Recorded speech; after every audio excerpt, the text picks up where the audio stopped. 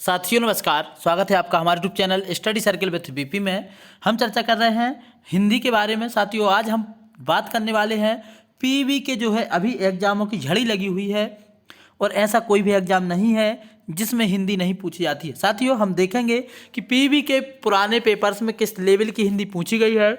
उसी चीज़ को लेकर के आज हम जो पेपर लगाने वाले हैं, जेल प्रहरी का ये आज का पेपर है और जेल प्रहरी के पिछले जो सबसे पहली शिफ्ट का पिछली बार का पेपर था उसको आज हम हल करने वाले हैं। किस तरीके के क्वेश्चन पूछे गए हैं साथियों, तो देखते हैं किस तरीके के प्रश्न आते हैं पीवी के एग्जाम में। और एक प्रश्न यदि आप लगाते हैं तो निश्चित ही आपकी तैयारी 4 गुना और स्ट्रांग होगी जो आप नॉर्मल तरीके से करते हैं। तो इस 25 में से 25 अंक यदि आप पाना चाहते हैं पटवारी में, 20 में से 20 अंक पाना चाहते हैं जेल पुलिस में, 20 में से 20 अंक पाना चाहते हैं वन रक्षक में, तो इस वीडियो को आप जरूर देखें।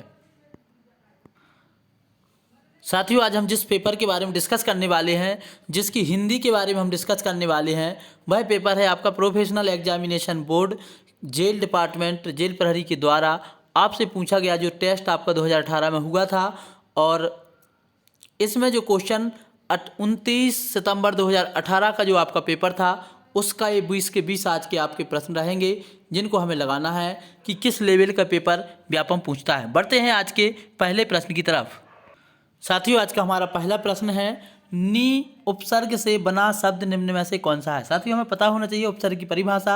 ऐसे शब्द जो किसी ई भी शब्द के आगे आकर के लगते हैं उन्हें हम उपसर्ग कहते हैं। तो हमें बताना है कि नी उपसर्ग से लगा शब्द कौन सा है। यहाँ पर हमें स्पष्ट दिख रहा है कि नी छोटा है और यहाँ पर जो है एक ही मात्र शब्द है निकाय, जिसमें जो है आपकी नाम छुट्टी की मात्रा लगी हुई है, इसलिए इसका राइट आंसर हो जाएगा निकाय। ये प्रश्न जो है हमसे पुरानी पेपर में पूछा गया है, तो हमसे उपसर्ग हमें बहुत अच्छे से पढ़ लेना है। दूसरे हमारे प्रश्न की तरफ बढ़ते हैं। दूसरा हमारा प्रश्न है, अंगूर खट्टे होना मुहावरे का अर्थ निम्न विकल्पों में से कौन सा है।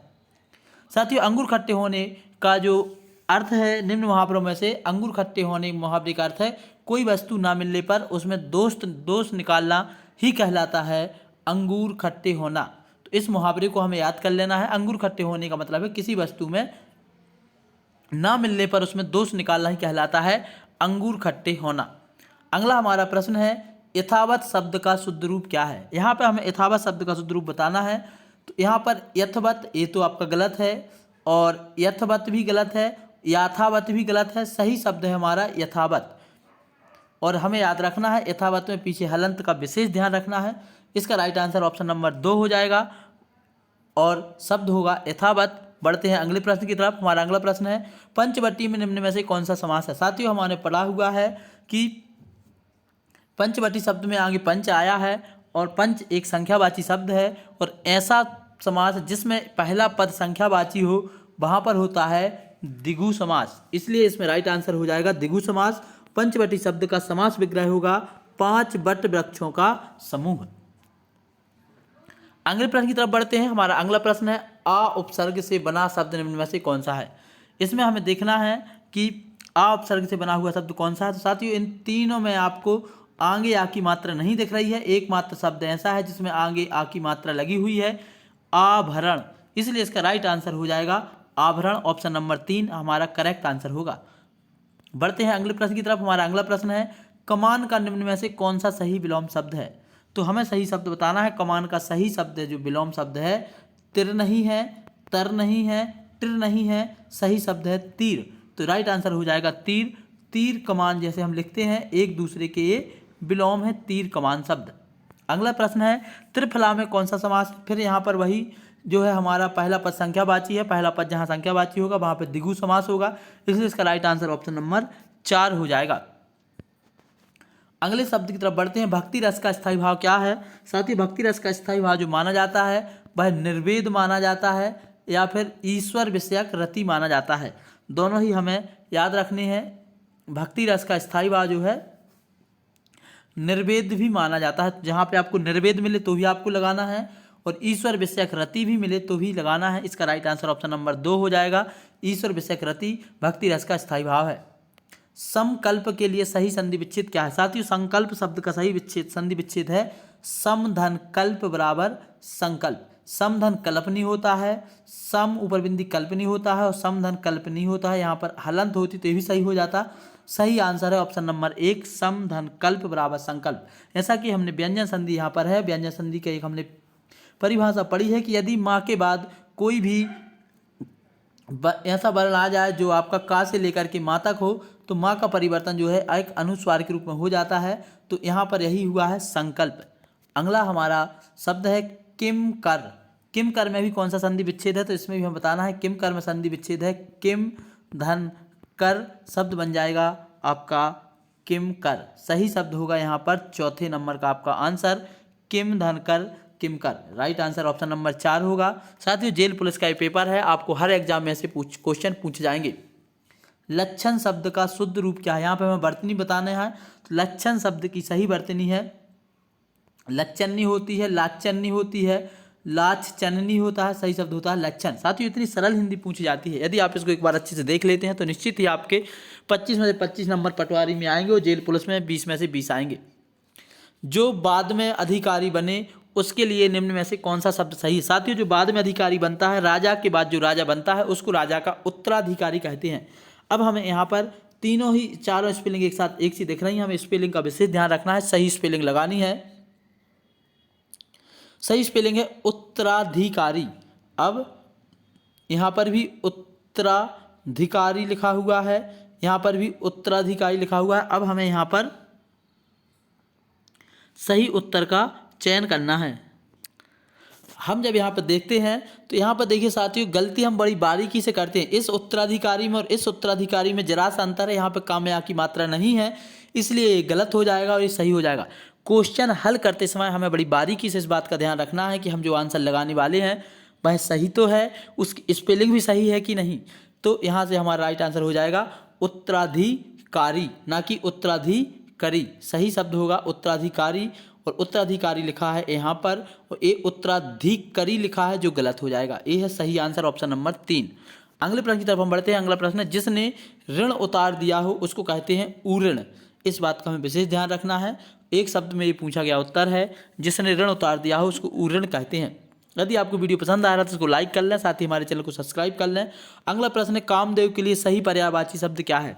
साथियों कामदेव के लिए हमें सही पर्यायवाची शब्द बताना है, तो इसका सही पर्यायवाची है अनंग मदन और मनोज। अनंग मदन मनोज, यहाँ पर हमारा ऑप्शन नंबर 3 आपका सही आंसर होगा, क्योंकि यहाँ पर मदन गलत लिखा है, मर्दन लिखा हुआ है, यहाँ पर मादन लिखा हुआ है और यहाँ पर भी मर्दन लिखा हुआ है। सही होता है मदन। तो इसका राइट आंसर हो जाएगा ऑप्शन नंबर 3 सही, और ये तीनों आंसर आपके गलत हो जाएंगे। ऑप्शन नंबर 3 आपका सही रहेगा कामदेव के पर्यायवाची। इसके बाद अगला प्रश्न है भोहिन त्रासत मुख नटत आँखन सौ लपटात ऐसे छुड़ावह ईच कर आगे आवत जात। निम्न में से आपका बताना है कि इसमें कौन सा रस है। साथियों एक इसमें जो रस है वह है श्रृंगार रस। इस उदाहरण को आप यदि पेन काफ़ी लिए हुए हैं, रस आप पढ़ रहे हैं या आपके पास नोट्स है तो रस वाली टॉपिक में जा कर के इसको आप लिख लें, क्योंकि ऐसे ही उदाहरण व्यापम हमसे पूछता है और जो हमें प्रैक्टिस से ही आते हैं। तो इसका राइट आंसर है ऑप्शन नंबर 4 श्रृंगार रस। अगला क्वेश्चन है घर के पर्यायवाची क्या हैं। साथियों घर के सही पर्यायवाची जो होते हैं वह हैं आपके सदन निकेतन गेह। सदन निकेतन और गेह। देखिए यहाँ पर निकेतन लिखा है तो ये गलत हो जाएगा। सदन निकेतन और गेह ऑप्शन नंबर 2 आपका इस बार सही आंसर होगा, क्योंकि यहाँ पर गेह की स्पेलिंग गलत लिखी हुई है और यहाँ पर सदन की स्पेलिंग गलत लिखी हुई है। यहाँ पर सदन निकेतन और गेह तीनों की स्पेलिंग सही लिखी है, इसलिए ऑप्शन नंबर 2 हमारा राइट आंसर होगा क्वेश्चन नंबर 16 का। अगले प्रश्न की तरफ बढ़ते हैं। हमारा अगला प्रश्न है अंत प्रत्यय से बना शब्द निम्न में से कौन सा है। सबसे पहले प्रत्यय के बारे में पता होना चाहिए। ऐसे शब्द जो किसी शब्द के पीछे से आकर के लगते हैं उसे प्रत्यय कहते हैं। अब हमें देखना है अंत कहाँ पे लिखा हुआ है, तो यहाँ पर रंग लगा हुआ है, यहाँ पर तिम लगा हुआ है, यहाँ पर अंतः लगा हुआ है। रटंत शब्द ऐसा है जिसमें आगे अंत लगा हुआ है, इसलिए इसका राइट आंसर हो जाएगा ऑप्शन नंबर 4। अगले प्रश्न की तरफ बढ़ते हैं। करुण का निम्न में से कौन सा सही विलोम है। तो करुण का सही विलोम निम्न में से कौन सा होगा। करुण का सही विलोम शब्द आंसर जो हमारा होगा वह होगा निष्ठुर। साथियों अब यहाँ पर निष्ठुर और निष्ठुर 2 शब्द लिखे हुए हैं, ये गलत है और ये वाला सही है। ठा में छोटी ऊ की मात्रा लगेगी, शब्द बनेगा निष्ठुर। राइट आंसर हो जाएगा ऑप्शन नंबर 2 निष्ठुर। अगले प्रश्न की तरफ बढ़ते हैं। हमारा अगला प्रश्न है इस करुणा कलित हृदय में क्यों विफल रागिनी बचती है? इसमें कौन सा अलंकार है? इसमें हम देखते हैं साथियों, देखिए इस बार करुणा कलित 2 बार का वर्ण की आवृत्ति हुई है, इसलिए हम पढ़ा हुआ है ऐसा अलंकार जिसमें किसी वर्ण की आवृत्ति बार बार होती है वहाँ पर अनुप्रास अलंकार होता है, इसलिए इसका राइट आंसर ऑप्शन नंबर 3 होगा। इसमें होगा आपका अनुप्रास अलंकार। अगला उदाहरण है हमारा, दखी दोपहरी घाम की छाहों चाहत छाह में कौन सा अलंकार है? तो इसमें भी आप देख सकते हैं दा शब्द की और छा शब्द की आवृत्ति 2 बार हुई है, इसलिए यहाँ पर भी होगा आपका अनुप्रास अलंकार, ऑप्शन नंबर 3 राइट आंसर होगा। इस तरीके से साथियों हमने जेल पुलिस का एक पुराना पेपर हल किया, 20 के 20 क्वेश्चन। यदि आप ऐसे ही पूरे हमारे क्वेश्चन पेपर लगाते रहते हैं तो निश्चित ही आपकी तैयारी और स्ट्रांग होगी। आज के इस वीडियो में इतना ही।